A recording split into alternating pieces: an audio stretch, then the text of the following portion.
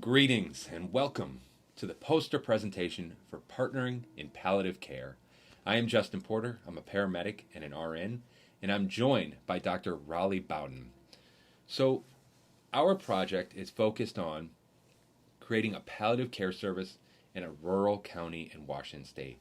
Now, this is a very wicked problem, and I'll tell you some of the reasons why it is. You can see down in the left-hand corner of your screen, you see 3 stoplights, an addition sign, a flag, which is the flag of Connecticut, and then equals us. That's a picture of our county in the spring or summer.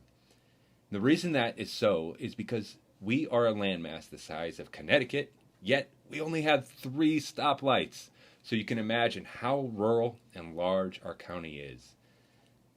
Our population is also disproportionately elderly, chronically ill, and impoverished. Our poverty rate is twice that of the rest of Washington State. So it makes it a really hard situation just at a baseline. You can imagine that our healthcare system, because it's such a rural area, is really fragmented, and the distance to get to healthcare services can be really spread out. So a patient might have to drive an hour plus to get to a hospital. We also have a lack of trained providers, and that's really hard when you're trying to introduce a specialty care. So enter us, palliative care. What is palliative care? Most people don't know what it is, lay people and healthcare providers alike. Palliative care is a specialized care that aims to relieve the stress and symptoms of serious illness. The focus is on improving quality of life for the patient and their families. Now I'll turn it over to Raleigh. I'm going to talk about our clinical activities. We have 5 areas that we're working on. The first is that we're piloting now a clinical service that delivers palliative care services where the patients are at, in their homes, by Zoom, in the clinic, in the hospital. We're starting this pilot with 4 partners, a hospital, a home health agency, and 2 clinic systems.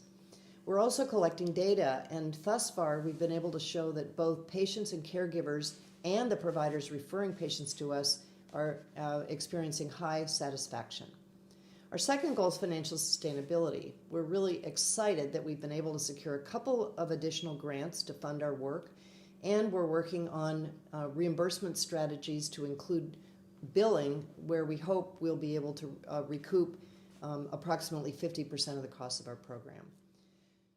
Our third area is provider training. We're fortunate that 2 of the members of our team are taking a palliative care certificate program at the University of Washington that they'll complete this year, and we're also developing a palliative care skills training program for emergency medical personnel across the county.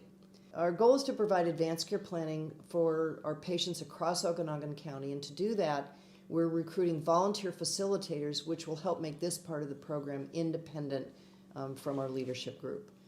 Finally, we're working on piloting culturally sensitive advanced care planning tools to be respectful of the Hispanic and Native communities that we serve. Our final area of focus is on community engagement. We've been successful in publishing a couple of opinion pieces in the newspaper.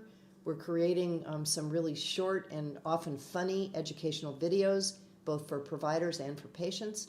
And we're collaborating with local tribal health services to get a better insight into the services that those patients might need.